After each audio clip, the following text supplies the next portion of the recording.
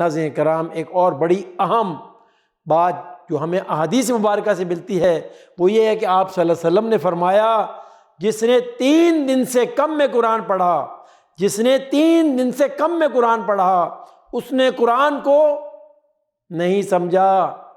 کیا مطلب؟ یعنی 3 دن سے کم میں قرآن شریف ختم کرنے کی کوشش نہ کی جائے۔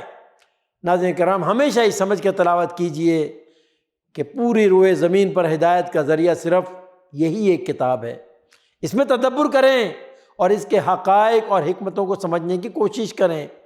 تیز تیز تلاوت نہ کیجئے بلکہ سمجھ سمجھ کر پڑھنے کی عادت ڈالیں اور اس میں غور و فکر کرنے کی کوشش کرنی چاہیے۔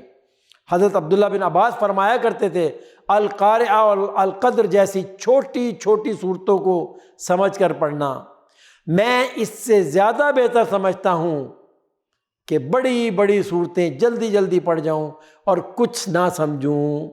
اللہ اکبر، کیا خوبصورت بات ارشاد فرما رہے ہیں نبی اکرم صلی اللہ علیہ وسلم۔ ایک مرتبہ ساری رات ایک ہی آیت کو دہراتے رہے، اے خدا اگر تو انہیں عذاب دے تو یہ تیرے بندے ہیں، اور اگر تو انہیں بخش دے تو تو انتہائی زبردست حکمت والا ہے۔ صلو